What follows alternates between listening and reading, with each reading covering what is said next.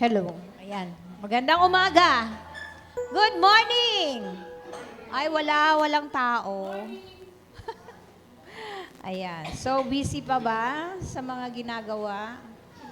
Anyway, thank you Lord na ang araw na ito ay pinasasalamatan ba natin? Oh, walang nasagot. Amen. Ang araw na ito talagang ating pasalamatan dahil tayo ay makikipagniig sa ating buhay na Diyos. Lord, hallelujah! Kaya salamat na tayo ay pinalakas, iningatan sa pagpunta rito. Amen?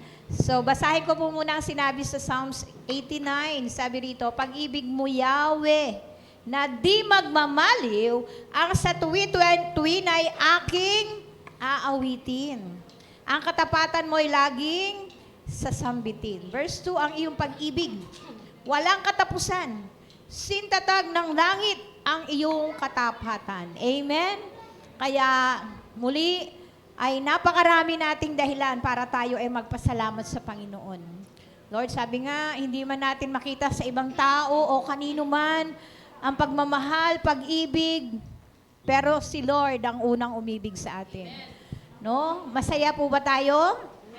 Amen. Kaya yung kasiyahan na yan ay ating ibigay sa Panginoon. Yung best na pagpupuri dahil talagang, sabi nga rito, siya yung nag-aaliw.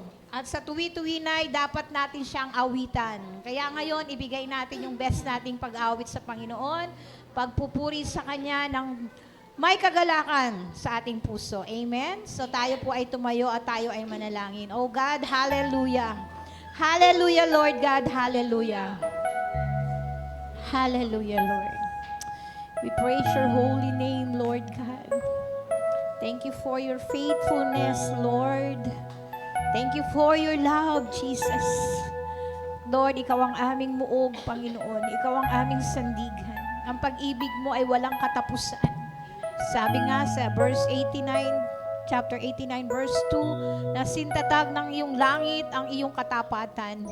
Lord, amin pong panghahawakan ng mga pangakong yan, Panginoon, sa umagang ito. Upang maging maluwag at maging kagalakan namin ang aming pagpupuri at pagsamba sa iyo sa umagang ito. Lord, sa iyo po namin ipinagkakatiwalang anumang mga problema, pagsubok na meron kami na hindi po ito magiging hadlang upang hindi kami makapagpuri sa iyo, Panginoon, ang may kagalakan sa aming mga puso. Lord, sa biyaya mo lang kami, Panginoon, umaasa na ang umagang ito ay magiging makabuluhan. At Lord, salamat sa katagumpayanan. Lord God, ang gawain ito na sa iyo po na pinagkakatiwala. Lord, punuin mo ng iyong kaluwalhatian ang apat na sulok ng lugar na ito, Panginoon. We need your presence, Lord God. Lord God, in your presence, Lord, there is peace, there is joy, and there is healing, O Lord. Kailangan po namin yan sa umagang ito, Panginoon. Upang sa buong maghapon, Panginoon, ay patuloy naming maranasan ang kadakilaan ng iyong pag-ibig, Panginoon. Lord, without you, we can do nothing, O Lord God. Tanging sa iyo lang kami umaasa, Panginoon. Tibayin mo nga aming mga tuhod, Panginoon, upang kami ay makatayo sa anumang mga problema, pagsubok na ipinahintulot mo sa aming buhay.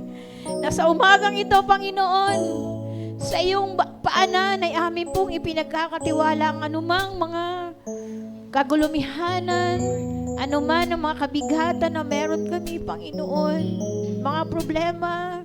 Lord, salamat sa lahat ng ito. Dahil, Lord, sabi mo, Lord God, in everything give thanks. Lord God, kaya nagpapasalamat kami sa mga pagsubok dahil dito po namin nararanasan ang iyong kapangyarihan.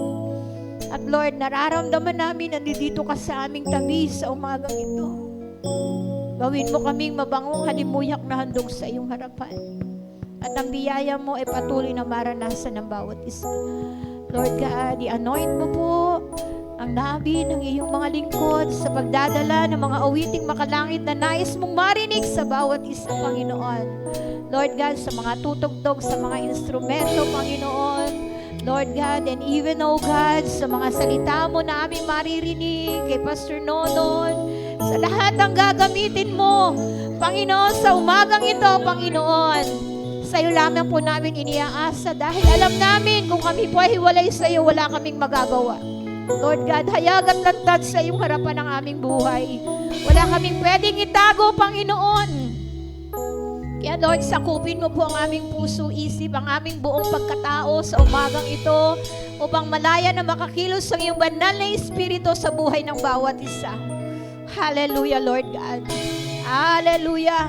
Purihin ka, dakilain ng iyong pangalan, O Diyos. Ito po ang aming samot panalangin sa tanging pangalan lamang ng iyong anak na si Jesus. Amen at amen.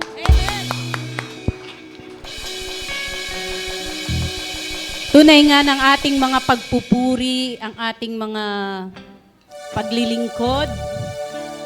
Higit sa lahat pagmamahal natin sa ating Diyos. Amen? Kaya ibigay natin ang pinakamainam na pagsamba, pagpupuri sa Kanya. Buong puso, buong kaluluwa, buong lakas. Amen? Hallelujah! Tayo na sama-sama. Purihin natin ng Diyos. Hallelujah. Palakpakan natin ng malakas ang ating Diyos. Woo! Pinupuri ka namin, O Diyos. Pinasasalamatan ka namin. Dahil ikaw ay mabuti. Hallelujah.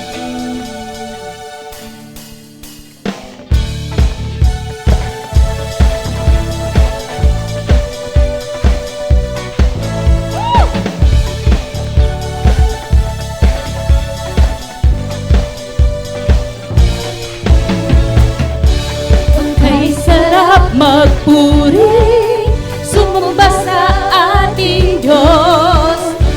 O kay sarap humawit, sumayaw sa ating Diyos. Sabay-sabay na itataas ang ating mga tinig. Sabay-sabay na sisigaw ng hallelujah. Tayo na sama-sama na mag-alay ng pagsamba.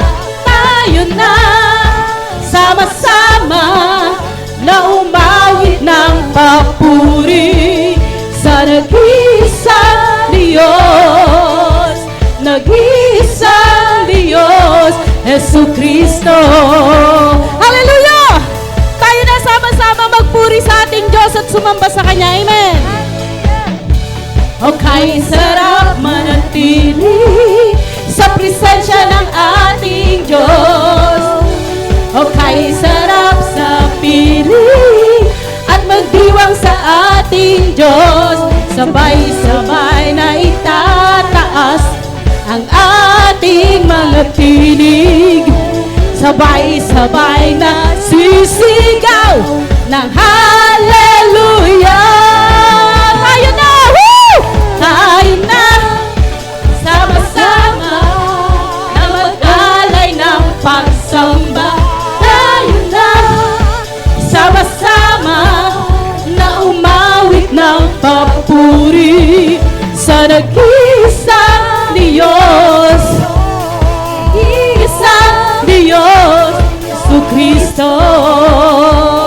Hallelujah! Pumalakpak ang ating mga kamay sa ating Diyos. Pumalakpak, umindak, lumundag, lumundag, at humiyaw, at humiyaw. Woo! Pumalakpak, umindak, lumundag, lumundag, woo! At humiyaw.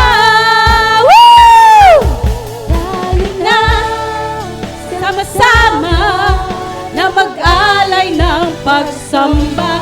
Tayo na sama-sama na umawit ng papuri. Tayo na sama-sama mag-alay ng pagsamba.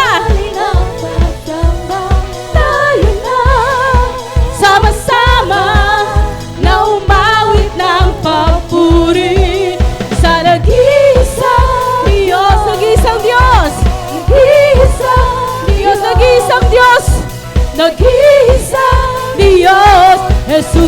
Kristo. Hallelujah! Woo! Amen! Purihin ka, Panginoon. Amen! Tuloy pa rin ang ating awit sa ating Diyos sapagkat siya ang nagbibigay sa atin ng buhay, nagbibigay sa atin ng mga pagpapala. Amen? Hallelujah! Kaya tuloy ang awit. Ano man ang maranasan natin pagsubok, hindi tayo kayang itumba. Amen? Dahil ang Espiritu ng Diyos ay malakas na nasa atin kaysa Espiritu ng sanlibutan ito. Woo!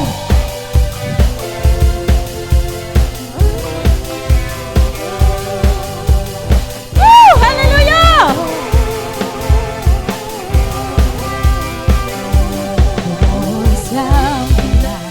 Magos at halos malunod na, umihip ang hangin, pinilit na ako ay itumba. Pinalot ng dilim ang langit, ginampos na liwanag. Pagtitiwala ko'y hindi matitinag. Pangako mo, mo'y aking sandigan at biyaya mo'y lubos. Mo'y akublihan hanggang matapos ang unos. Paglipas ng pagod at luha, di maaring huminto. Akal ng basaging puso. Tuloy ang awit! Tuloy ang awit! Sigaw ng aking puso nagtagumpay. Pagkat lakas mo ang taglay, lakas mo ang taglay. Tuloy ang awit, tuloy ang daluyan, ito'y walang humpay. Ang ilog ng papuri ay hindi mapipigil, hindi matutuyo. Tuloy-tuloy ang awit para sa'yo. Hallelujah! Woo! Purihin ka! Umuusap ang ulan, umagos at halos malunod na, umihip ang hangin, pinilit na ako ay itumba. Binalot ng dilim ang langit, ginapos ng liwanag. Titiwala ko'y hindi matitinag. Pangako mo'y aking kumihan at biyaya mo'y lubos. Ang bisig mo ang kublihan hanggang matapos ang unos. Paglipas ng pagod at luha, di maaaring huminto. Ang pasambat sa aking puso. Tuloy ang awit, tuloy ang awit. Sigaw ng aking puso't nagtagumpay. Pagkat lakas mo ang taglay, tuloy ang awit, tuloy ang daluyan, ito'y walang humpay. Ang ilog ng papuri ay di mapipigil, hindi matutuyo. Tuloy-tuloy ang awit, tuloy ang awit! Woo! Tuloy ang awit, sigaw ng aking puso nagtagumpay. Pagkat lakas mo ang taglay, pagkat lakas mo ang taglay, tuloy ang awit, tuloy ang daluyan, ito'y walang humpay. Ang ilog ng papuri ay hindi mapipigil, hindi matutuyo, hindi mapipigil, hindi matutuyo. mapipigil. Hindi mapipigil, hindi matutuyo. Tuloy-tuloy ang awit para sa'yo. Hallelujah! Hindi mapipigil at hindi matutuyo. Tuloy-tuloy ang awit para sa Diyos. Amen? Amen. Woo! Hallelujah! Amen. Palakpakan natin ang Diyos. Tunay nga na kapag bumuhos ang ulan ng Espiritu ng Diyos, yung hangin ng Espiritu ng Diyos, hallelujah, na ito'y ating sasaluhin, na hindi tayo mapipigilang magpuri at umawit sa Kanya. Amen?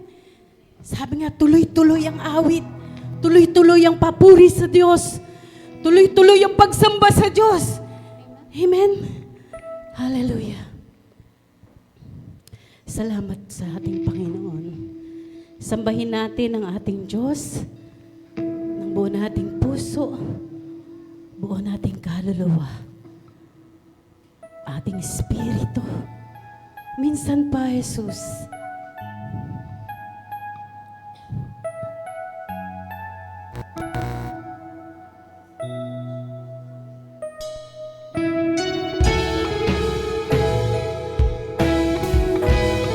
hallelujah. Sinasamba ka namin, Panginoon. Minsan pa, O Diyos, ako'y hagkan ng presensya mo. Minsan pa'y hayaang maranasan ko ang piling mo. Pagsamba ang nais na ibabalik sa'yo lamang, Jesus. Sa puso ko'y dadayang pag-ibig mo. Sambahin natin ang Panginoong Jesus. Minsan pa, Jesus, sasabihin sa'yo ang nais ko. Makapiling ka. Makapiling ka.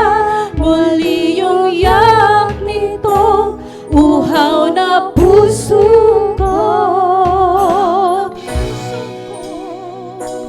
Di ko kayang mawaglit man lang, iwan ang piling mo.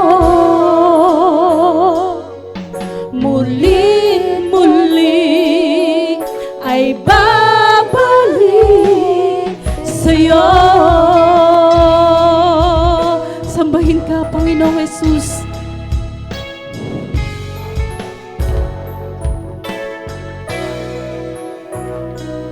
Minsan pa, O Diyos, ako'y hagkan ng presensya mo. Minsan pa'y hayaang maranasan ko ang piling mo. Pagsamba ang nais na ibabalik sa'yo lamang, Jesus. Mula sa puso ko'y dadaloy ang pag-ibig mo. Minsan pa, Jesus, sasabihin sa'yo ang nais ko. Ang makapiling ka. Makapiling ka. Muli yung iyak nito, uhaw na puso ko.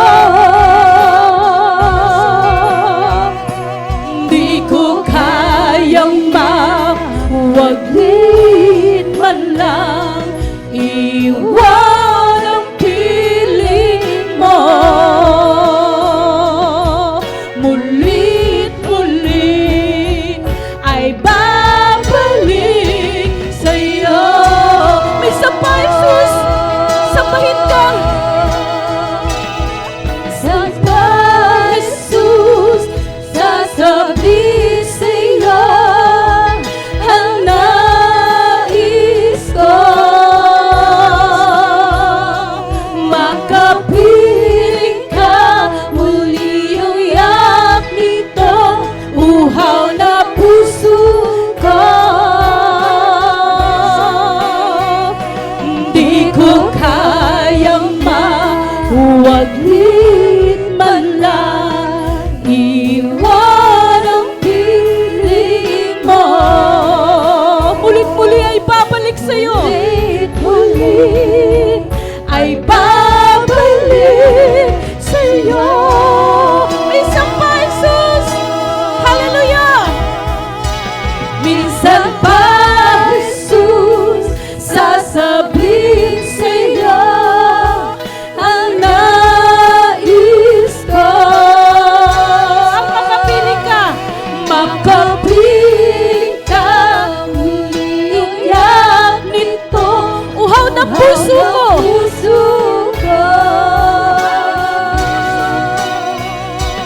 Di ko kayang mawaglit man lang, iwan ang piling mo. Mulit-muli ay babalik sa'yo. Mulit-muli ay babalik sa'yo. Mulit-muli ay babalik sa'yo. Mulit-muli ay babalik sa'yo. Mulit-muli ay babalik sa'yo.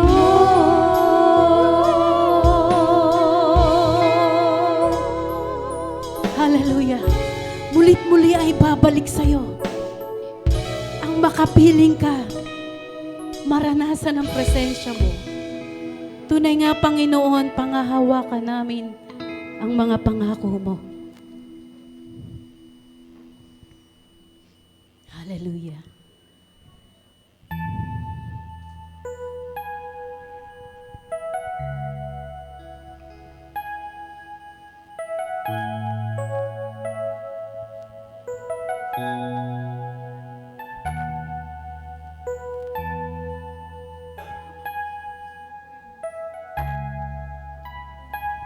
Hallelujah.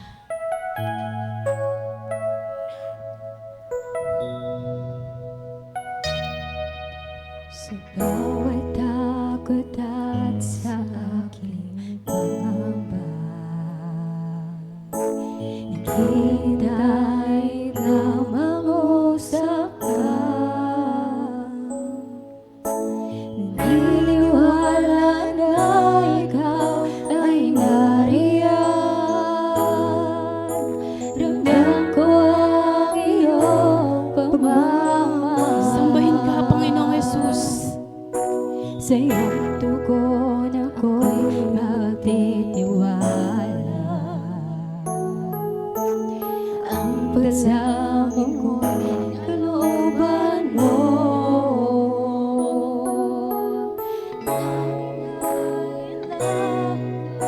Na'y nariyan. Ramdam ko ang iyong pagmamahal. Jesus, ang pangako mo, ako'y di mag-isa. Hindi ko mabayaan at iiwan kailanman. Tapat ang pangako mo at di ka nagbabago. Walang ipapantay sa pag-ibig mo.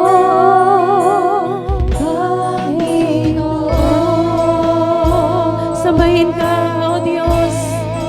Sambahin ka, Panginoong Jesus.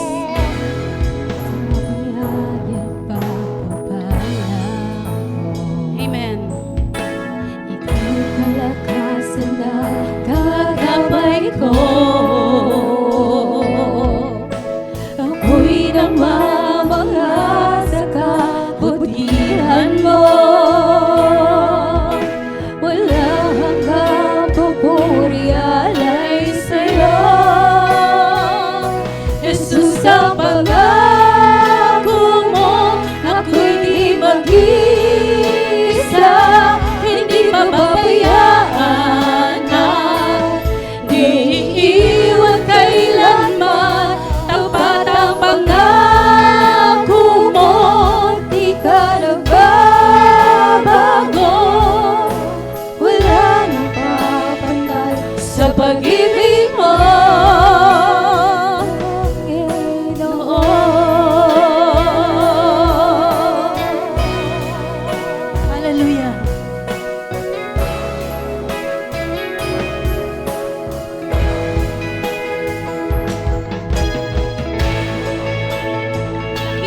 ka, O Diyos.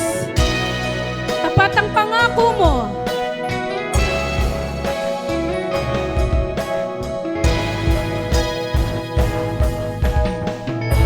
Dakilang katapatan mo ay panghahawakan ko. Ika'y tapat sa pangako mo. Dakilang katapatan mo Ay pangahawakan ko. hawakan ko. Ika'y tapat sa pangako Ika'y mo. tapat sa pangako mo. Dakilang katapatan mo ay panghahawakan ko. Ika'y tapat sa pangako mo. Dakilang katapatan mo ay panghahawakan ko. Ika'y tapat. Jesus ang pangako mo, ako'y mag-isa. Hindi pababayaan na, iiwan kailanman. Tapat ang pangako mo, at di ka nagbabago. Wala nang papantay sa pag-ibig mo. Jesus ang pangako mo, ako'y di mag-isa. Hindi pababayaan na, iiwan kailanman. Tapat ang pangako mo. Tapat ang pangako mo, at di ka nagbabago. Wala nang papantay sa pag-ibig mo,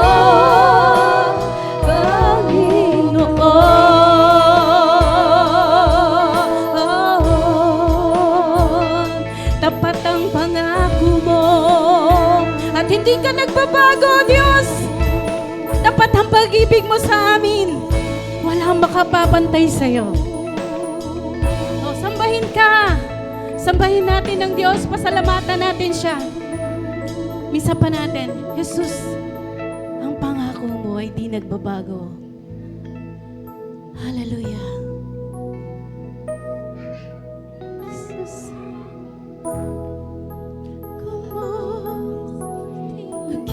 mag-isa, di pababayaan at di iiwan kailanman.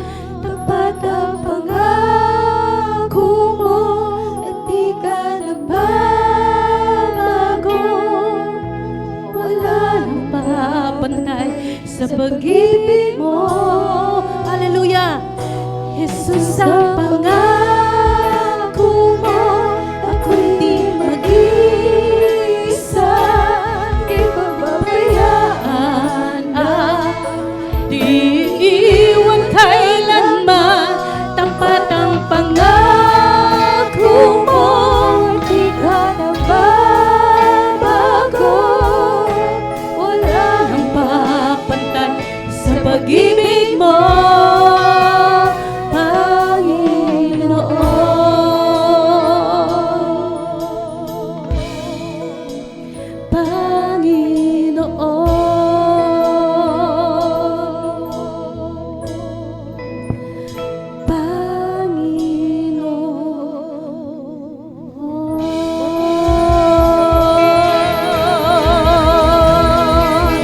Hallelujah! Pasalamatan natin ang Diyos sa kanyang tapat na pangako at ang kanyang pag-ibig na hindi nagbabago kailanman. Amen! Ano man ang mangyari, nadampa ka man, nagkamali ka man, lumayo man tayo sa Panginoon, hindi pa rin nagbabago ang kanyang pag-ibig sa atin. Amen? Nais ng Diyos, lagi tayong lumapit sa Kanya. Lagi tayong magpakumbaba. At damhin ang pag-ibig niya na hindi nagmamaliw kailanman. Yung tapat niyang mga pangako, panghawakan natin na hindi kailanman na ipagkakait sa atin. Amen? Hallelujah. Sambahin ka, O Diyos! Palakpakan natin ng malakas ang ating Panginoon! Woo! Hallelujah! Woo! Ang Diyos ay mabuti! Palagi! Hallelujah! Purihin ang Panginoon. Amen. Sino dito ang nakakaranas ng pag-ibig ng Panginoon? Amen. Amen. Hallelujah! Dapat bawat isa maranasan natin ng pag-ibig niya. Amen? Kaya batiin natin ang bawat isa na may pag-ibig na nanggagaling sa ating Diyos. Amen? Kalakasan, kagalingan ng Panginoon na binibigay sa atin. Abang inaawit natin ng tuloy ang awit. Amen? Tuloy ang awit, ano man ang mangyari. Woo! Hallelujah!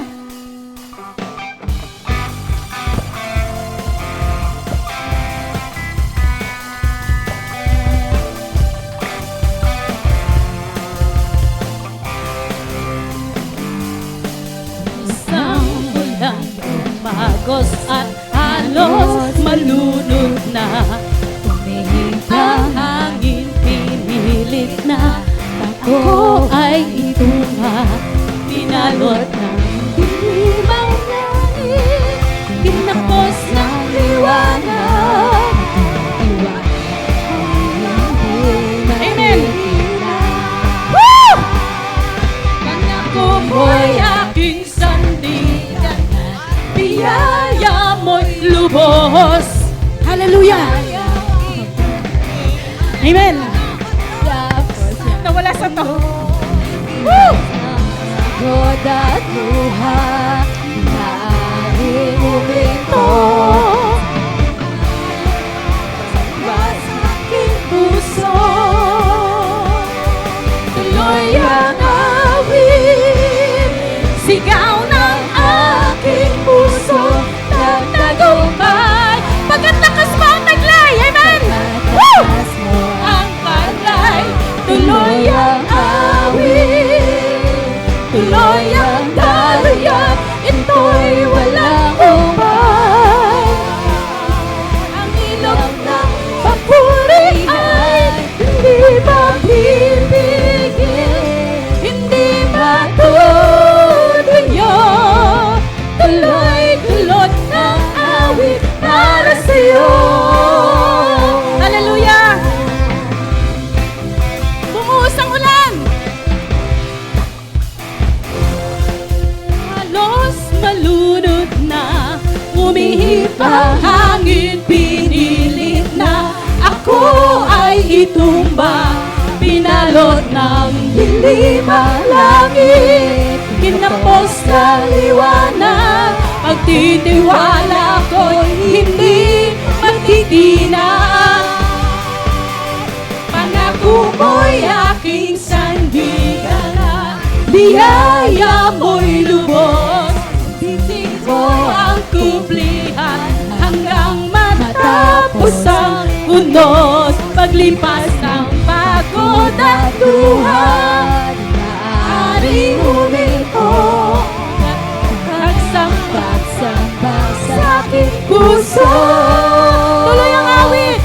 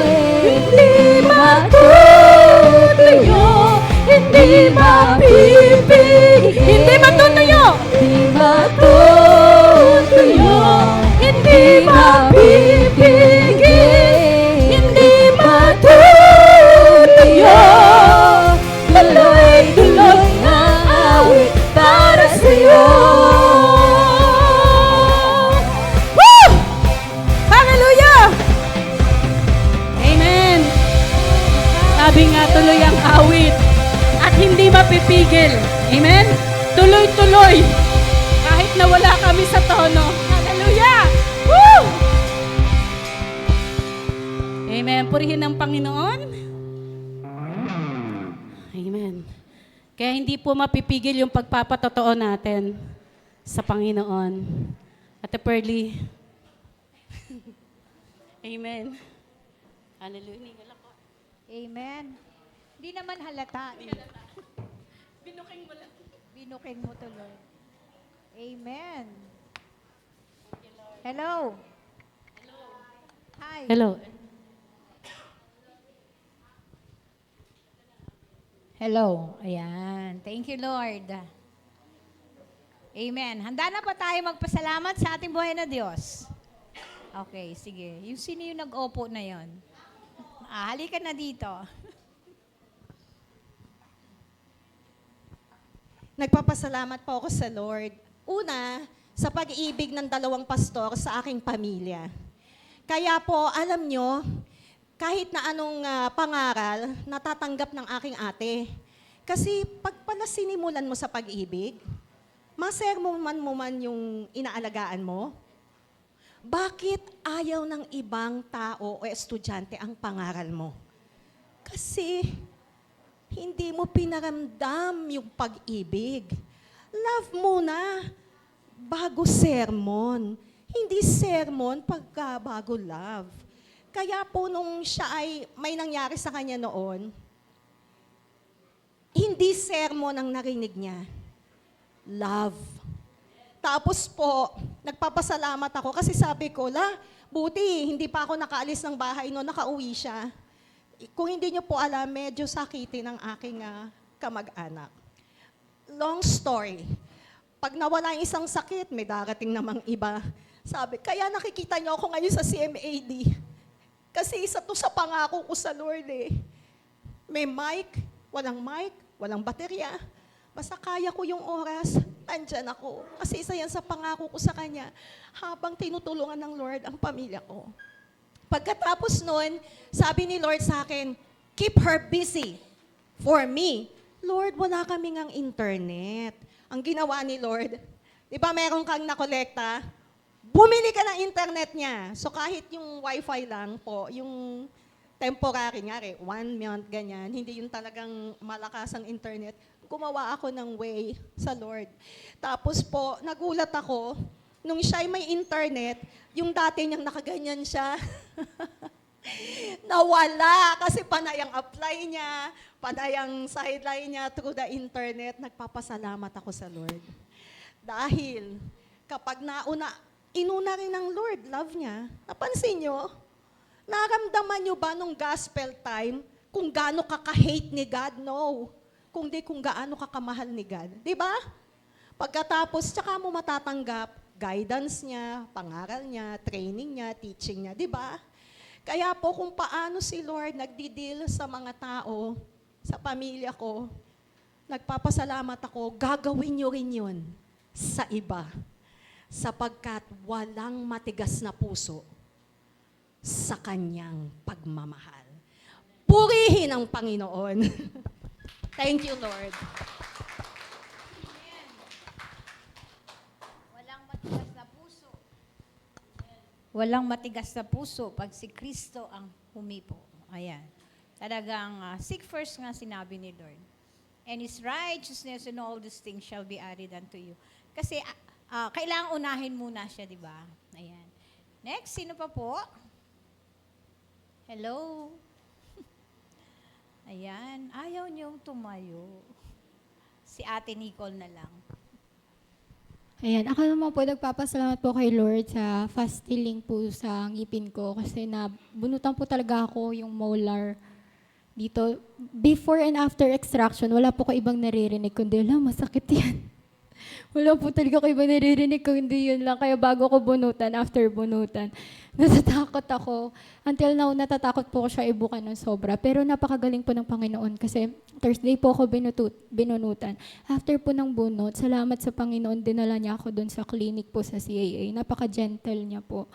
At napakagaan po ng kamay niya kasi hindi po ako nakaranas ng pain and swelling, yung pamamaga. Pero natatakot ako sa dugo. Kaya yun, yung medyo na-stress, dugo po siya ng dugo. Pero salamat po kay Lord kasi hindi po siya yung tulad ng dati na ang sakit.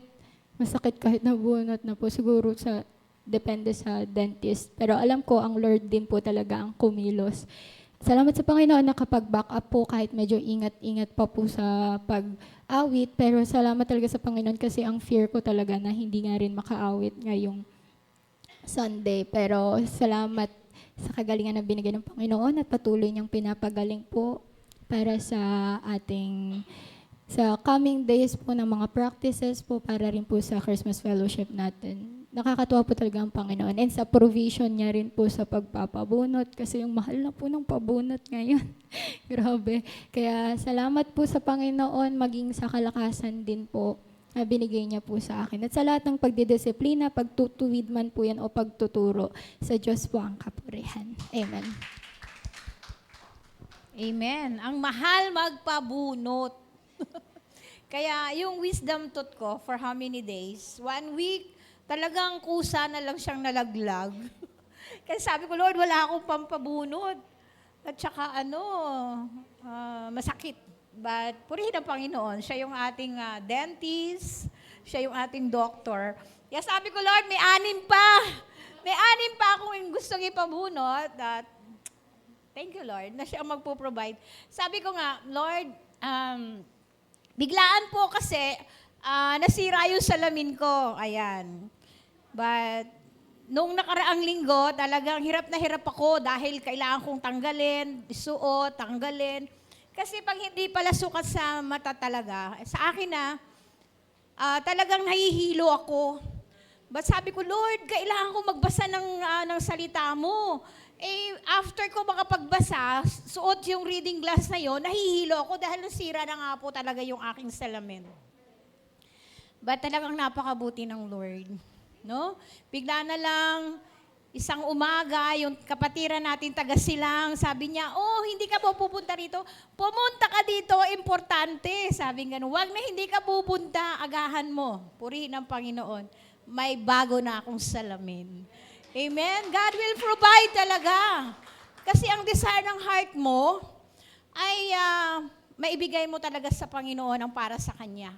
Kasi ang dami, may mga meron kaming Christmas fellowship, then mga Bible studies na kailangan mag-aral ko ng salita ng Diyos. Paano? Sabi ko, Lord, paano ko ito magagawa? Kung ganitong after ko magbasa, nahihilo naman ako.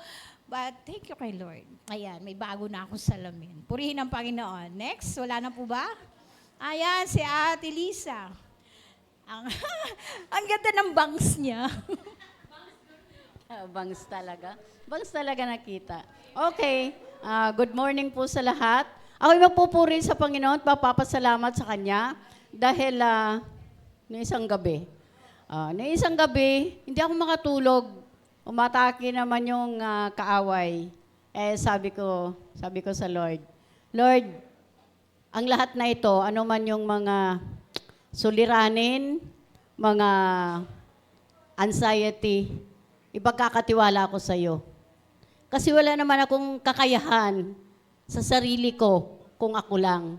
Kailangan nating ipagkatiwala sa Diyos dahil siya ang nagbigay sa atin ng kapayapaan. Siya nagbigay sa atin ng katugunan ng ating mga dalangin kung ano man yung mga suliranin na dumarating sa buhay natin. Kaya sabi ko, Lord, surrender ko lahat ng ito, pati buhay ko isusurinder ko sa iyo. Lord God, ang lahat na ito, wala akong magagawa sa sarili ko, kundi ako'y mananangan lamang sa iyo. Alam ko, Panginoon, ang pag-ibig mo sa amin, Panginoong Jesus. Kaya, nung na yon, nakatulog na ako, magdamag, nagising tuloy ako, 7:00. Kaya, yan, purihin ang Panginoon. Amen. Ayan. Pag hindi makatulog, mag-pray. No? Ako pag hindi nakakatulog, talagang sabi ko, Lord, siguro ito yung way mo para makapag-pray at maipanalangin ko yung mga nangangailangan ng prayer. Kaya pag ganun, kung saan tumatapon yung kamay ko, ganun kasi ako, Lord, kung sino may kapatiran doon, ganyan ako ng ganyan. No? Kaya thank you kay Lord na Si Lord kasi talagang gusto niya, lagi tayo nakikipag-niig sa Kanya. Ayan. Then, thank you Lord na hindi halata Ate Lisa. Yan. Ang cute mo talaga. But anyway, wala na. Sino pa? Wala na. So, ibinibigay ko na po ang nalalabing oras sa ating Pastor Nonon para po sa paghahayag ng salita ng Diyos.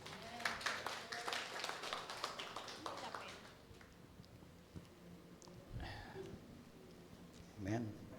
Praise God. Tayo po ba ay masaya sa Panginoon? Amen. Yan. So, ang ating pong kagalakan, ang ating kasiyahan po ay dahil sa ating Panginoon. Dahil siya ay kilala natin at siya ay kasama natin sa bawat sandali ng buhay natin. Amen mga kapatid?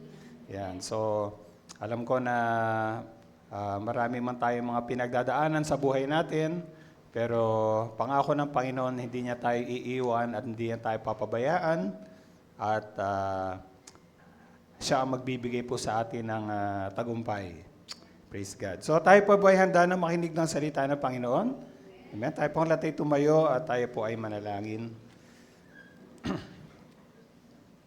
O aming Ama, marami pong salamat muli sa araw na ito, sa iyong biyaya. Tinulungan niyo po kami na muli pong makarating sa inyong banal na gawain, sa kabila, Lord, ng maaring mga nararamdaman, maaring mga nararanasan, na mga pagsubok sa aming buhay. Alam po namin, Panginoon, na higit, Panginoon, ang inyong biyaya at ang inyong tulong para sa amin. At salamat dahil alam namin na nariyan parati kayo, na pinapakita nyo, pinapadama nyo ang iyong pag-ibig sa amin. At yan nga po, Panginoon, ay sapat na, O Diyos, para sa amin. At sa umagang ito, Ama, muli dalangin ko na buksan niyo po ang mata ng aming pangunawa upang lalo namin kayo makilala. Malaman po namin ang pag-asa na kung saan niyo kami tinawag at ang dakilang kapangyarihan niyo na kumikilos sa buhay po namin dahil sa aming pag-isa sa inyo. Dalangin ko ng iyong banal na Espiritu ang maghayag sa bawat isa. Kayo po mag-ingat sa iyong mga salita na ihatid po ng iyong lingkod. At tunay, Panginoon, na magpahayag po kayo, Panginoon, sa bawat sa po sa amin. Tunay nga, Lord, na tayong kailangan po ang makapagbubukas ng mga katotohanan ng iyong mga salita sa amin. At kaya dalangin po namin na kayo, Panginoon, ang magpaunawa ng anumang aming mapapakinggan sa umagang ito. At higit sa lahat, Panginoon, tulungan niyo po kami na lalo pa kaming mapamahal sa inyo. Lalo pang lumago ang aming pagmamahal sa iyo at katapatan sa iyo, aming Panginoon. Salamat po, Diyos, at kayo na rin po ang umabot sa sino man po sa amin ngayon na may mga nararamdaman sa aming mga katawan, maging sa aming makalooban, Panginoon. Kayo po, Diyos, ang magbigay ng inyong kagalingan at ng inyong pong kapahingahan at ng inyong pong kalayaan sa bawat sa po sa amin. At itago niyo po muli ang iyong lingkod sa likuran ng iyong kalwalatian. Ito lang po ang aming samot panalangin sa pangalan ng aming Panginoong Yesus at ang lahat ng mga anak ng Diyos ay magsabi ng Amen and Amen. Amen. Hallelujah. Hallelujah. Purihin ka o aming Panginoon. Maaari po tayo makaupo. At ito na po ang huling bahagi ng ating topic na Knowing God's Heart, yung ating pagkilala sa puso ng ating Ama, ng ating Diyos. Medyo review lamang po. Sabi ko nga, meron tayong 3 ilustrasyon para lalo nating maunawaan ang puso ng Diyos. Una, nakita natin na ang Diyos ay ating Ama. God is our Father. Pangalawa, ang Diyos ang ating, nung nakarang linggo, yung mga nandito, God is our Shepherd. At itong pangatlo po, mga kapatid, ay medyo kakaiba doon sa unang dalawa dahil ito pong pangatlo ay hindi katulad ng unang dalawa na pwede nating masabi na ang Diyos ang aking Ama, ang Diyos ang aking pastol, ang Panginoon ang aking pastol. Pero itong pangatlo pong ito Sa salita po ng Panginoon, ito po ay malimit ginagamit sa pangkaramihan o pangkalahatan. Hindi po ito yung personally na masasabi natin ang Diyos ang aking. No? At palagay ko sa tagal ng aking pangaral ng salita ng Panginoon, hindi ko maalala kung itong paksang ito ay akin nang naipangaral.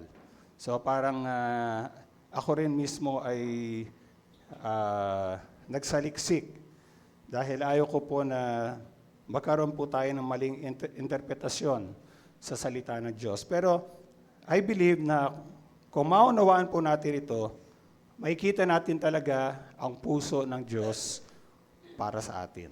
Ano ba ang damdamin o ano ba ang hangarin ng Diyos para sa atin? Kaya gagamitin ko po ang pangatlong ilustrasyon natin na God as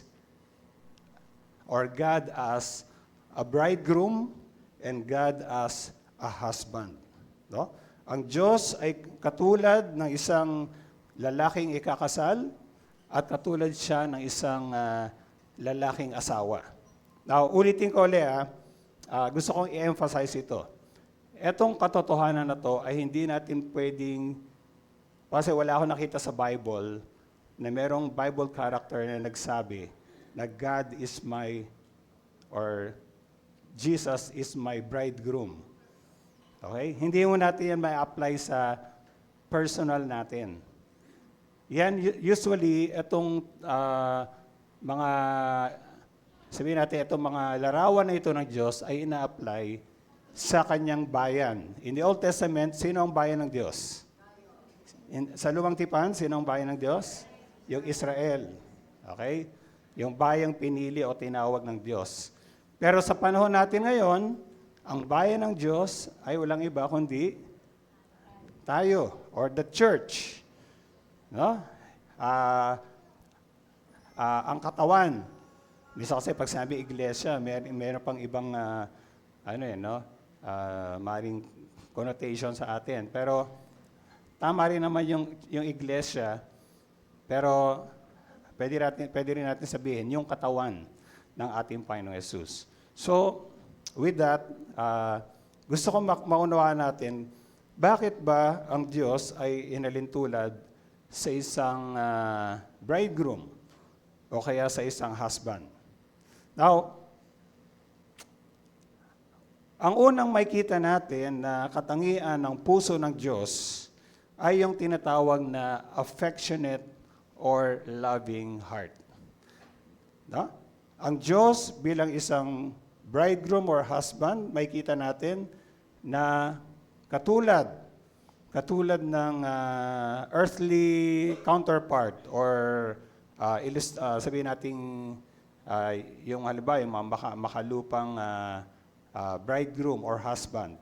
Makikita natin una sa lahat yung pusong mapagmahal ng ating Panginoon. Well, alam naman natin talaga na kahit napag-aralan natin na ang Diyos ay isang Ama, nakita natin na ang puso niya ay mapagmahal. Amen, mga kapatid? Ang Diyos bilang isang pastol, nakita rin natin na ang puso ng Diyos sa atin ay mapagmahal. At sa pangatlong ilustrasyon na to, alam din natin na ang Diyos ay mapagmahal sa atin. At gusto ko lang tingnan natin yung tatlong kapahayagan ng pagmamahal na ito. Una, mismo dun sa pangalan. No? Yung pangalan mismo na binanggit natin. Sa Biblia, mababasa natin na God, or in particular, Jesus Christ is the bridegroom. Si Jesus ang lalaking ikakasal. Now, marami mga verses sa Bible, pero isa lang ang titingnan natin. John chapter 3, verse 29. John chapter 3, verse 29.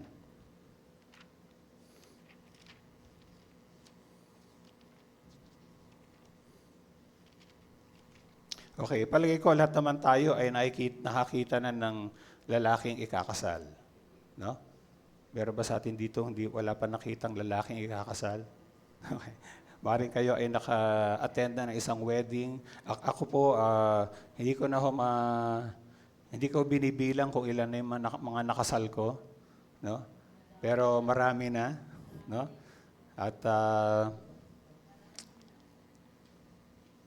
naging ninong pa nga ako ng mga ilang kapatirang, well, I think isa lang yata, isang couple.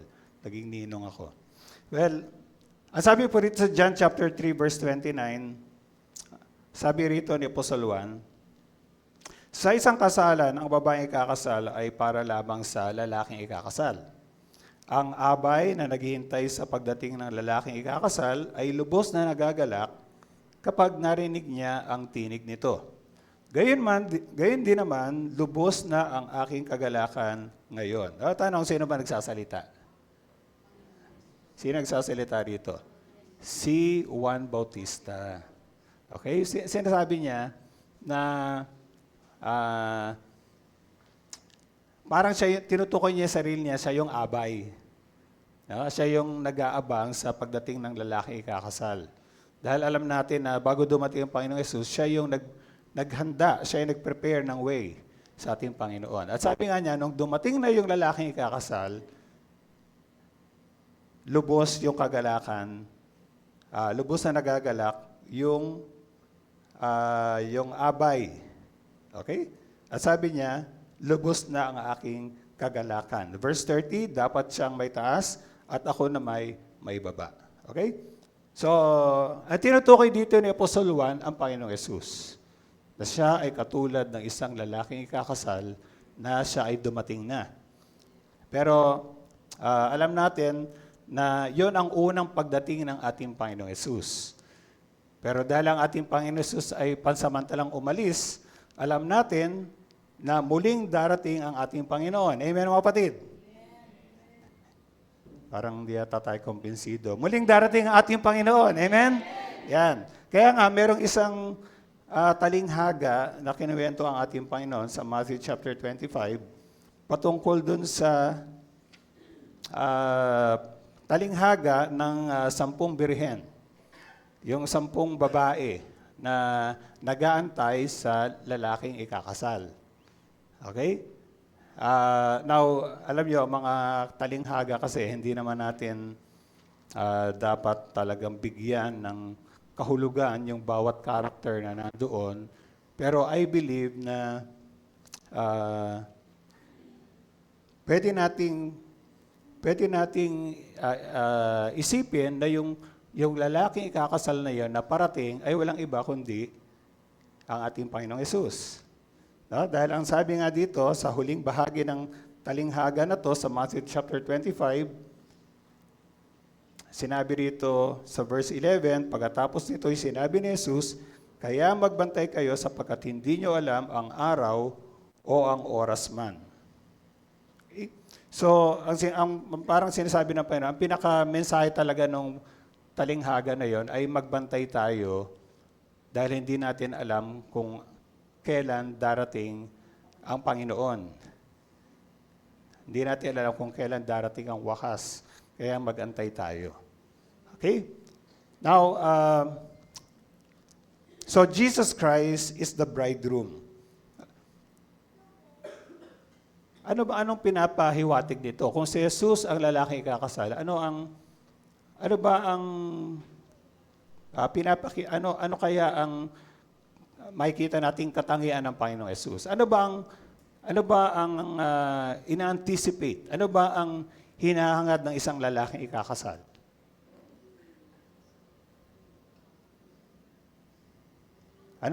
Sino kanyang inaabangan? Yung bride, di ba? No? Kung naka-witness kayo ng mga kasal, nauuna na doon yung bridegroom. Sino nga pala rito ang kasal na? Taas ang kamay. Ayan. May narinig ako, sakal daw. Kasal. Okay. Okay. O kahit biyuda na, pero kinasal. Yan. So, siguro, medyo magbabalik tanaw kayo sa inyong kasal. Di ba? Nandun yung inyong mapapakasawa. At kayo naman, kung kayong babae, kayo mahuhuli. Di ba? So, ang talagang ina-anticipate ng bridegroom yung pagdating ng kanyang bride. Kasi yung nga yung sandali na sila ay mag-iisang dibdib. Okay? Na sila ay kakasal. And I believe na isa yon sa pinapakita rin ng katotohanan na si Jesus ang lalaking ikakasal. Ang ating Panginoon Jesus, sabi nga, this speaks of His longing for us to be with Him forever. Nais ng ating Panginoong Jesus na makapiling niya tayo magpasawalang hanggan. Amen, mga kapatid? So, yun ang hangarin niya talaga. Gusto niya talaga na makasama tayo, magpasawalang hanggan. Kaya nga siya dumating para siya ay mag-alay ng kanyang buhay para sa atin, para tayo ay magkaroon ng katiyakan, ng kapatawaran ng ating kasalanan, ng ating kaligtasan, para makarating tayo sa kanyang tahanan. Okay? So, yun ang isa sa mga pinapahiwatig ng katotohanan na si Jesus ang lalaki ikakasal. At syempre, sino ang ikakasal sa kanya? Sino ang ikakasal? Okay. Alam niyo sa Bible, parating sinasabi na the bride is the church. Okay? Yung pag sinabing church, yan yung lahat ng mga sumampalataya kay Jesus bilang kanyang sariling Panginoon na tagapagligtas. Okay? So hindi yan isang lang, yung pagsabing church parang isang sekta lang, no, na lahat ng miyembro ng sekta na yon ay okay, hindi ganoon. Ang church ay sabi nga sa Bible, they are those who are called out. No? They are the called out ones. Tinawag sila ng Panginoon. At para makipag-isa sa Kanya. Maraming mga verses sa Bible na sinasabi na the church is His bride. Ang iglesia o katawan ng Panginoong Yesus, na ulitin ko, kinabibilangan ng bawat isang sumampalataya kay Jesus bilang kanyang sariling tagapagligtas at Panginoon at tumanggap sa Kanya ay miyembro ng church. At ang church ang babaeng ikakasal sa Panginoon. Halimbawa, sa Revelation chapter 19. Well, katulad ng kasalan, anong nangyayari pagkatapos ng kasalan? Kainan, di ba? Siyempre merong reception, di ba? Alam niyo ba na merong mangyayari sa kalangitan na kasalan at kainan? Alam niyo ba 'yan? Okay, saan natin makikita 'yan? Revelation chapter 19. Sa verse 7, ang sabi rito, "Magalak kayo at magsaya, luwalhatiin natin siya sapagkat sumapit na ang kasal ng kordero at inihanda na ng kasintahang babae ang kanyang sarili. Binihisan niya ng malinis at puting-puti. Ang lino ay ang mabuting gawa ng mga hinirang ng Diyos." Okay?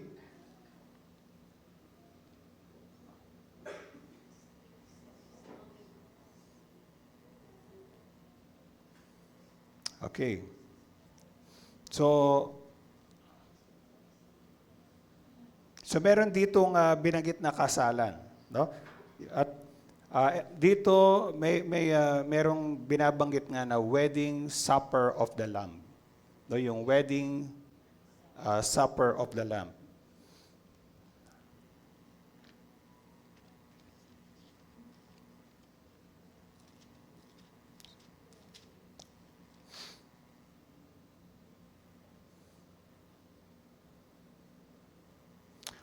Okay, so verse 9, no? Verse 9. Sabi rito, "Then the angel said to me, Right, blessed are those who are invited to the wedding supper of the Lamb." Mapalad ang mga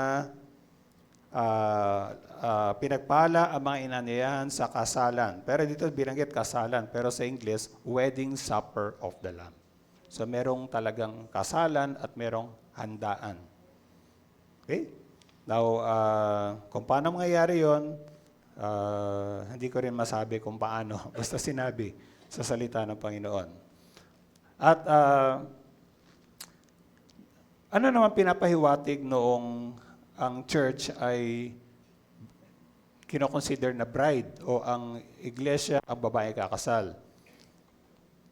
This, sabi nga ni P.C. Nelson, sabi niya, this figure of speech, the church as a bride, speaks of the purity of the church. Okay? So, dahil tayo ang iglesia ng Panginoon ay tayo yung babaeng kakasal, kailangan tayo ay pure. Kailangan tayo ay dalisay. Pag tayo ay kinasal, no, sa ating Panginoon. Di ba, yung mga babaeng kakasal, anong kanilang iniingatan? Iniingatan nila yung purity nila. Di ba, mga kapatid? Dahil gusto nila na pag sila humarap sa altar, ay talagang walang bahid ng anumang karumihan o kasalanan sa kanila. Okay? So, yun ang ibig sabihin ng the church is a bride. So, tingnan natin pangalawang pangalan, husband. Nasa Bible binabanggit na ang Diyos ang ating asawang lalaki. Pero ulitin ko mga kapatid, ano lang yan, that is only an illustration. At hindi natin yan i-apply sa sarili natin individually. Hindi pwedeng sabihin ng sino man sa atin, si Lord ang aking asawa. Okay? Hindi ganon. Ang parating pagkagamit niyan ay pangkalahatan uli.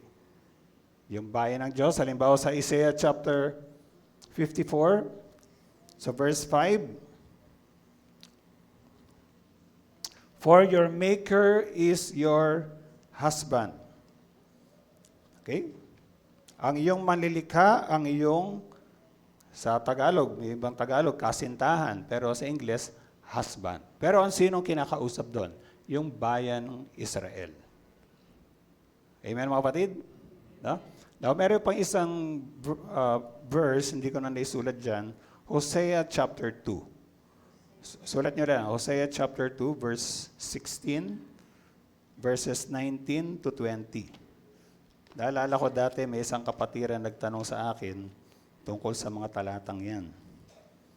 Hosea chapter 2, verse 16, verses 19 to 20. Babasahin ko na lang, hindi ko masyado itong ipapaliwanag. No? Sabi rito, in that day, declares the Lord, you will call me my husband, you will no longer call me my master. Okay, at tinutukoy uli dyan yung Israel. Ang Israel, balang araw daw, tatawagin ng Israel ang Diyos bilang kanyang husband, asawang lalaki, at hindi na Panginoon. Actually, sa verses 19 and 20, yan, yung isang beses may kapatiran nagtanong sa akin yan. At parang ina-apply niya sa sarili niya. Pero ngayon, na-realize ko, ang talagang tinutukoy dyan ay uli, no, yung buong bayan ng Israel. Dahil hindi sila naging tapat kay Lord. No?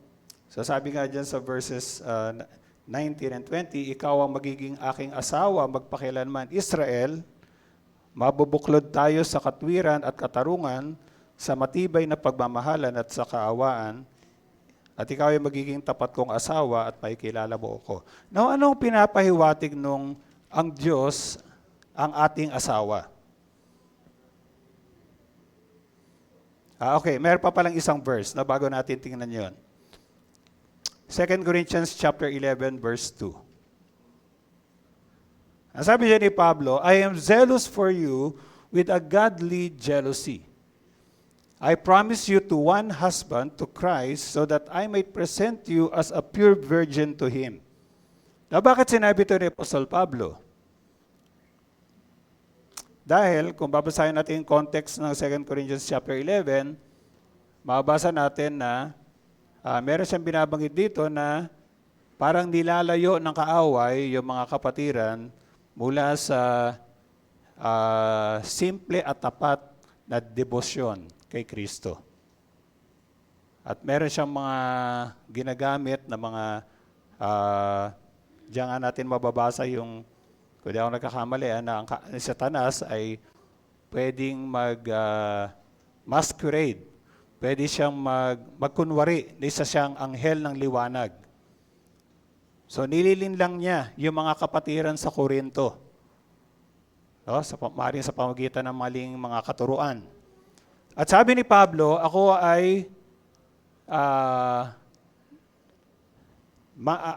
ay merong panibugho na yung tinatawag na jealousy.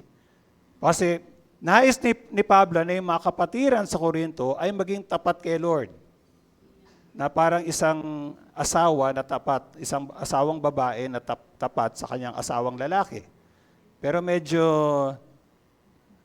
nalilis sila. Okay, ulitin ko, ang kausap ni Pablo ay yung mga kapatiran sa Korinto. Hindi niya kausap ang isang individual na Kristiyano. Okay? So, yon. Now, anong pinapahiwatig nito? Well, alam kasi natin sa human relationship, sabi nila, ang sabi natin mas intimate, the most intimate human relationship is yung marital relationship, yung relasyon na mag-asawa. No?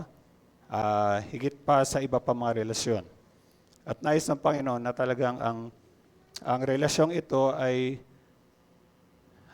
maging matibay, maging sabi natin matatag, at nagpapahiwatig ng relasyon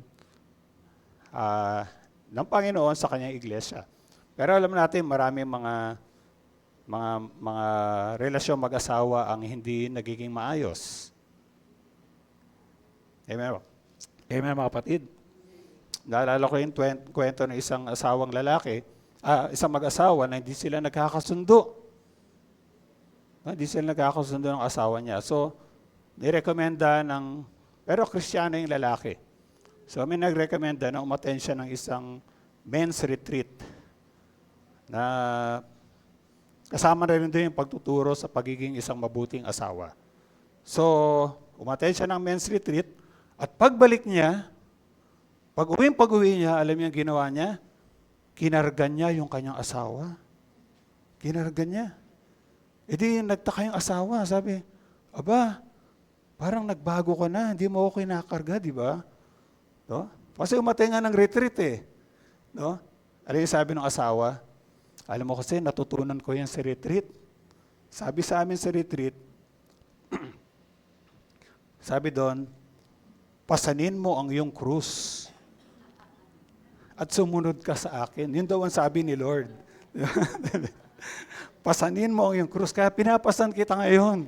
Dahil ikaw ang aking krus. Okay. So, ganun siguro hindi maayos talaga yung relasyon. Anyway, ano lang yun. Joke lang ho yun. No? Pero sana, hindi nyo krus ang inyong asawa. Amen? No? Okay. So, meron mga ganyang relasyon. Pero, hindi gaya ng ating Panginoon. No? Sabihin natin, He is the perfect husband. Pero ano pinapahiwatig nito? This speaks of God's covenant relationship with us. No? Yung katotohanan ng Diyos, ang asawa ng kanyang bayan, ang asawa ng kanyang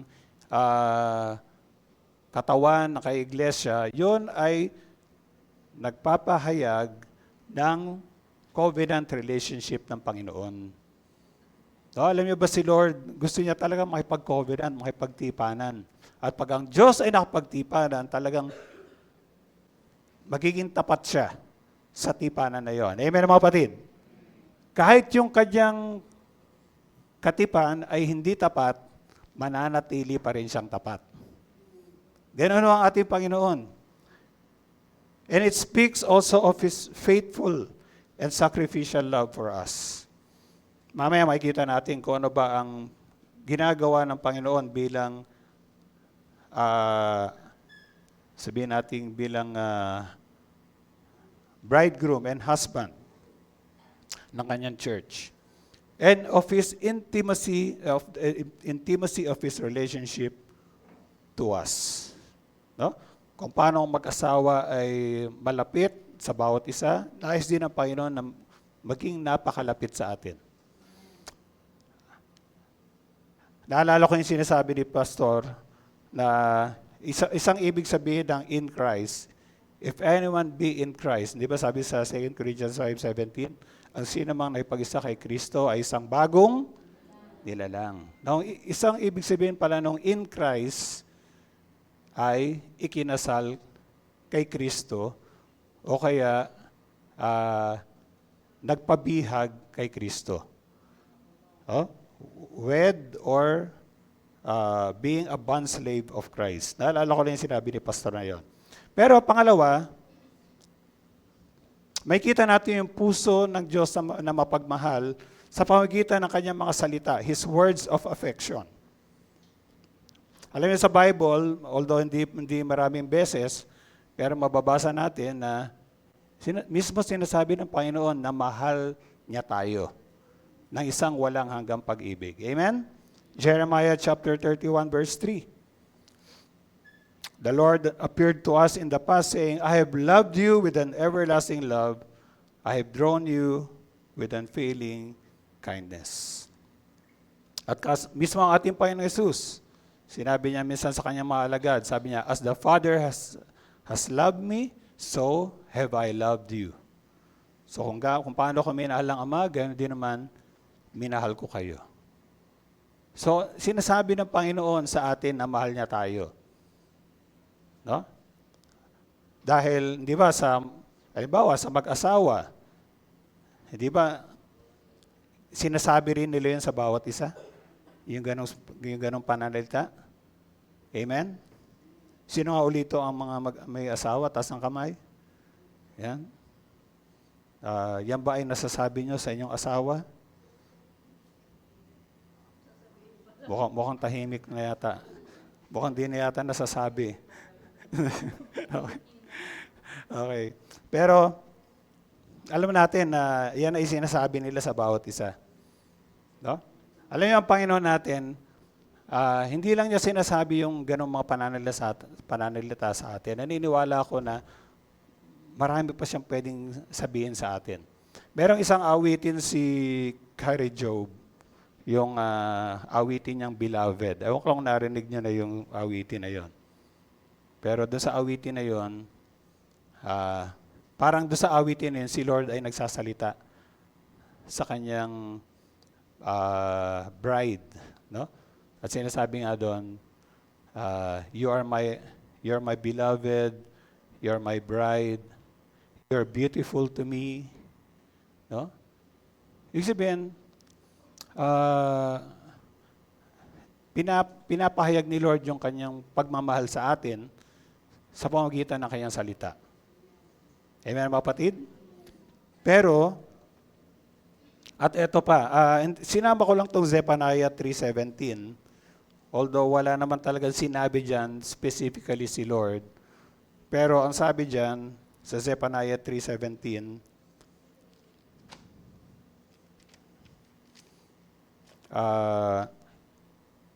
the Lord your God is with you, He is mighty to save. He will delight in you, no? He will rejoice over you with singing. Alam mo ba si Lord, katulad ng sinabi ko nung pinag-aralan natin ang Diyos ay isang Ama, ang Diyos ay natutuwa sa atin. Amen. No? Hindi siya naiinis, hindi siya nadidisappoint, no? Hindi siya nadidismaya, no? But God delights in us. Ang sabi pa nga doon, He rejoices over us with singing. No? Inaawitan pa tayo ni Lord. Amen? No? At maaaring sinasabi ni Lord sa atin kung maaaring sinasabi ni Lord sa atin na, I delight in you. No? Siya ay nasisiyahan sa atin. I believe sinasabi ng Panginoon niya sa atin. Pero pangatlo, makikita natin yung mapagmahal niyang puso by His works of affection. Yung kanyang mga ginagawa. Now dito, pupunta tayo doon sa Ephesians chapter 5. Ephesians chapter 5. Ito ay patungkol sa instruction ng Panginoon sa mga mag-asawa. Malimit, ito ay kasama sa counseling namin sa mga yung gusto magpakasal. At pinapakita namin dito kung anong responsibilidad ng both parties. Pero makikita natin dito yung ginagawa ng Panginoon para sa kanyang church bilang pagpapakita ng kanyang pagmamahal. So ano yung paano pinapakita ng Panginoon ng kanyang pagmamahal sa kanyang iglesia? Ang sabi rito sa verse 25 and 26, sabihin ko na lang sa Tagalog, mga lalaki, ibigin niyo ang inyong asawa, gaya ng pag-ibig ni Kristo sa iglesia. Inihandog niya ang kanyang buhay para rito upang ang iglesia ay talaga sa Diyos matapos linisin sa pamamagitan ng tubig at ng salita. Okay? So ang unang paraan ng pagpapakita ng Panginoong Yesus bilang asawa ng kanyang iglesia ay yung pagbibigay niya ng buhay para sa atin, para tayo ay maging banal at tayo ay maging maningning. Nakita niyo rito? Sabi rito, Christ loved the church and gave Himself up for her to make her holy, cleansing her by the washing with water through the word, and to present her to Himself a radiant church without, hindi ko pala nabasa yung verse 27, kasama pala to, and to present her to Himself as a radiant church without stain or wrinkle or any other blemish, but holy and blameless. So, ginawa ng Panginoon, dahil sa pagmamahal niya sa kanyang iglesia, inalay niya yung kanyang buhay para tayo ay maging banal sa harapan ng Diyos. Amen. No? At yung pagiging banal na yon, mababasa rin natin yan sa Hebrews chapter 10, verse 10. Ang sabi rito, and by that will, we have been made holy through the sacrifice of the body of Jesus Christ once for all. Pansin niyo mga kapatid, sinabi doon, we have been made holy. Ano ba yon? Tapos na ba yon o mangyayari pa lang yon? Pag sinabing, we have been made holy. Di ba, sa English grammar, yon ay past. Ibig sabihin, tayo ay banal na. Amen, mga kapatid. Nung tayo sumampalataya sa Panginoong Hesus sa kanyang ginawa sa krus, tayo ay ginawang banal na ng ating Panginoon. Positionally, we are holy in His sight. Pero, bagamat sa sandaling iyon, tayo ay banal na, meron pa rin sinasabi ang Lord na kailangan magpakabanal tayo. Ano yung sabihin nun? Yun ay yung practical holiness. No? Yun ay yung sanctification process na ginagawa ng Diyos sa buhay na bawat sa atin na unti-unti tayong binabago ng Panginoon. Amen, mga kapatid? No? Hanggang sa talagang lubusan niya tayong baguhin. At ang ginagamit niya para tayo ay kanyang linisin at pakabanalin yung kanyang dugo at yung kanyang salita. Okay? Nung siya ay nagsakripisyo ng buhay niya sa krus, tumigil ang kanyang dugo, nilinis ang ating mga kasalanan. Pero syempre ngayon tayo ay nakakagawa pa rin ng kasalanan at humingi tayo ng tawad sa ating Panginoon at patuloy tayong nililinis ang dugo ng Panginoong Yesus. Pero isang malinaw din na sinabi sa binasa natin, ay yung, sabi dyan, yung washing with water through the Word. Tayo ay pinapabanal ng Panginoon sa pamamagitan ng kanyang salita. No? Na salita ng Diyos. Nasabi ng Panginoong Yesus, sanctify them by your truth, your word is truth. Pangalawa, bibilisan ko na lang po ito, no? Dahil gusto kong tapusin na lang ito, itong service na to. Sabi sa verse 29 and 30 ng Ephesians chapter 5, ang sabi dyan, walang taong namumuhay sa sarili niyang katawan, bagkus ito'y pinakakain at inalagaan, gaya ng ginagawa ni Kristo sa iglesia. At tayo mga bahagi ng kanyang katawan. Okay. So, pangalawang ginagawa niya, He secures our relationship with Him and He cares for us. Ano ibig sabihin na He secures our relationship with Him? Kapag tayo ay membro ni Kristo, kapag tayo nakipag-isa kay Kristo, mga kapatid, hindi na pwedeng maputol yan. Hindi na pwedeng mawala yan. Amen, mga kapatid? No? Ako'y naniniwala na pag tayo ay tumanggap na sa Panginoong Yesus, hindi na mawawala ang ating kaligtasan. Pero pag tayo ay nagkakasala, ang nawawala yung kagalakan ng ating kaligtasan. Amen? No? Pag tayo nagkakasala, siyempre, meron tayong nagigilty tayo, na nawawala yung kagalakan natin. Pero ang kailangan lang natin gawin, humingi tayo ng tawad sa Panginoon. Amen? No? Pero yung relationship natin kay Lord, matibay na yun. Walang pwedeng sumira nun. Walang pwedeng mapaghiwalay sa atin sa pagkahawak ng Panginoon sa atin. Miyembro na tayo niya eh. Kaysa na tayo niya. No? At kung paano sabi nga, kung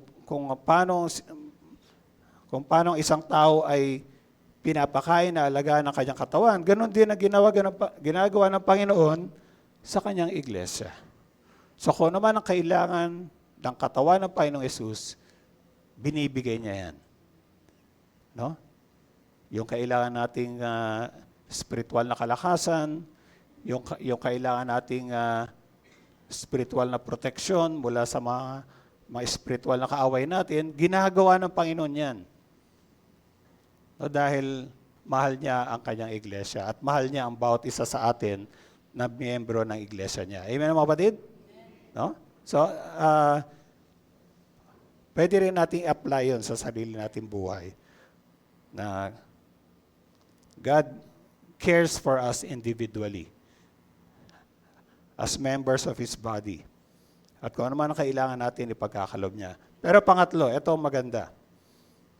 Mahal tayo ng Panginoon at ang nais niya, ang gusto niyang gawin ay balikan tayo para isama niya tayo kung saan siya naroon. Amen? No? John 14:3, ano sabi ng ating Panginoon? If I go and prepare, sabi nga niya, alis siya. At kung ako'y umalis, ipaghahanda ko kayo ng isang lugar. Ako'y babalik at isasama ko kayo para makasama ako, para kung nasaan ako, nandun din kayo. Amen? No? Excited ba kayo sa pagbabalik ng ating Panginoon? No? Dahil gusto ng Panginoon, alisin niya tayo sa magulo at sabihin nating masalimuot ng mundong ito. At gusto niya tayong dalhin sa kanyang tirahan sa langit. At yun ang sinabi sa 1 Thessalonians chapter 4, verse 17. No? Pagdating niya sa rapture, tayo ay titipunin ng Panginoon at isasama niya tayo sa kanyang tahanan para makasama siya magpasawalang hanggan. Amen, mga kapatid? No? Pangalawa, bilisan ko na lang, no? Ang isa pang katangian ng puso ng Diyos, ito'y isang tapat, a faithful and a committed heart. Hindi na natin babasahin yung, basahin ko na lang yung Isaiah chapter 54. Hindi ba sa Isaiah 54, sinabi natin kanina, nabasa natin kanina, for your maker is your husband. Na kung babasahin natin yung mga susunod mga talata dyan, mababasa natin na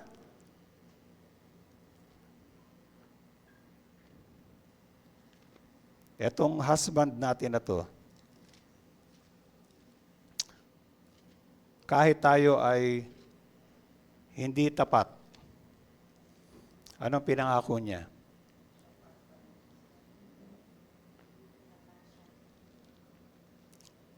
Okay. Sabi rito, verse 6, babasahin ko lang sa Tagalog, Israel ang katulad may isang babaeng bagong kasal, iniwan, no?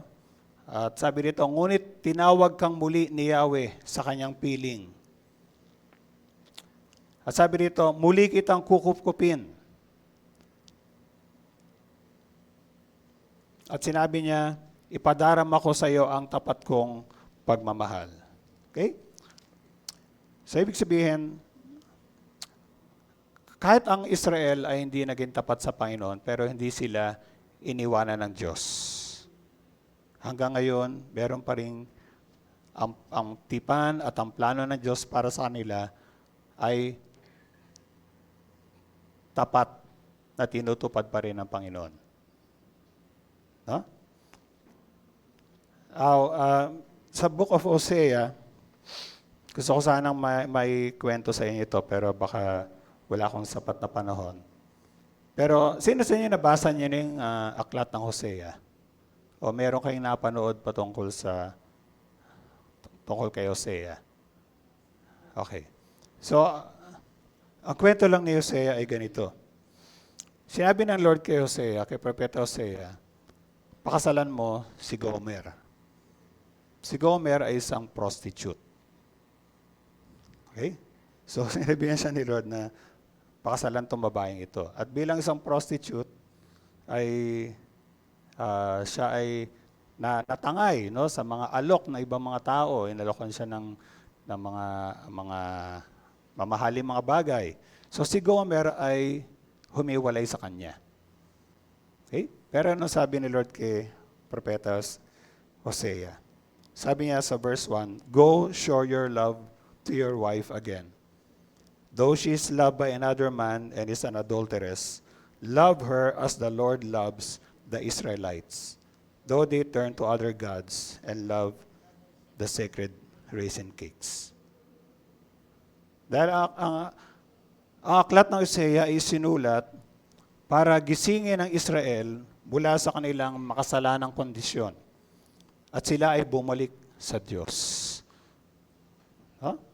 Pero dito, pinakita ng Panginoon sa buhay ni Propeta Hosea, yung pagmamahal ng Diyos sa kanyang bayan.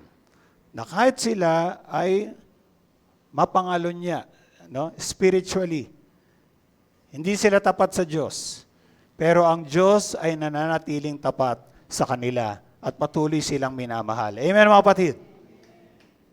Alam niyo, gano'n din ang Diyos sa atin. He remains faithful even if you're not faithful. He will always take us back if we have been unfaithful to Him and are now willing to repent. Okay? A faithful and a committed heart. At pangatlo, a jealous heart. Okay? Hindi ba sa Bible, malimit tayo nababasa na God is a jealous God? No? Ang Diyos ay, sa salita natin, ang Diyos ay selosong Diyos o kaya mapanibuguin. O basa natin yan may mga verses tayo dyan, lalo na sa Exodus chapter 20. Pero ang panibugho ng Diyos ay nakaugat sa kanyang pagrelasyon na may tipanan sa kanyang bayan. No? Ito ay nag-iingat, it is protective. Ito ay matuwid na panibugho. Na dahil ito ay nagmumula sa kanyang pag-ibig at sa kanyang kabanalan. Hindi katulad ng makataong pagkaselos, na minsan ay petty, ay maliit na bagay lang, selos na. O kaya makasarili. Ang panibugho ng Diyos ay kapahayagan ng kanyang paghahangad para sa ating ikabubuti at sa katapatan ng kanyang bayan. Ito ay refleksyon ng kanyang pag-aangkin sa ating pagsamba at katapatan. Nabasa ko lang yung paliwanag na yan about God's jealousy. So, nakita niyo mga kapatid, kaya ang Diyos ay mapanibugho dahil mahal niya tayo. Alam niyo kasi, kung tayo ay magmahal ng iba, magkaroon tayo ng ibang Diyos sa buhay natin, alam niya na hindi tayo mapapabuti. Amen? No? Kaya anong ginagawa niya? Dito na ako magtatapos. 3 bagay. Una, binibigyan tayo ng babala na huwag tayong magkaroon ng ibang Diyos sa buhay natin. Paulit-ulit yan. No? Hindi na natin babasahin sa Exodus chapter 20, pero sinasabi talaga ng Panginoon, huwag tayong magkaroon ng ibang Diyos maliban sa Kanya. Dahil kung mangyayari yun, tayo ay parurusahan. No? Pati ang ating mga, sabi nga dyan, mga salin lahi, masusunod na salin lahi. Ibig sabihin, hindi kasi makakabuti yun sa atin. Kaya wino-warn na tayo, huwag tayong magkaroon ng ibang Diyos-Diyosan. Pero mga kapatid, pag sabing Diyos-Diyosan, hindi lang yung yung mga rebultong sinasamba. No? Ang Diyos-Diyosan ay namang bagay na mas minamahal na natin kaysa sa Diyos. No? Kumbaga, si Lord dapat ang number 1. Siya dapat ang first place sa buhay natin. Pero ngayon, hindi na siya. Meron ng iba. No? Pwedeng tao, pwedeng material na bagay, pwedeng ambisyon o naman. At pangalawa, pinapaalala niya tayo parati na mahalin natin siya ng buo nating pagkatao. Di ba? No? Yung sinabi nga, love the Lord your God. Alam niyo, lalo na sa akin, sa mga panahon talaga na alam ni Lord na ako medyo nanlalamig, ako medyo nagbabago na sa Kanya. Alam niyo, pinapaalala ni Lord sa akin yan. Yang mahalin mo ang Panginoon mong Diyos ng buo mong puso, buo mong kaluluwa, buo mong lakas at buo mong pag-iisip. At kailangan tayo parating mapalanan dyan. At pangatlo, nire-rebuke o kaya tinutuwid niya tayo pag hindi na natin siya mahal tulad ng dati. At tinutulungan naman niya tayong bumalik sa Kanya. Katulad na sinabi sa Revelation chapter 2, verses 4 and 5. At eto nga, yung sinabi ng Panginoon sa mga kapatiran sa Efeso, na meron akong dinaramdam sa inyo, hindi nyo na ako mahal tulad ng dati. Pero hindi lang niya sinabi yun. Sinabi na Panginoon kung anong gagawin nila. Magsisi kayo. Gawin niyo yung mga dating ginagawa ninyo.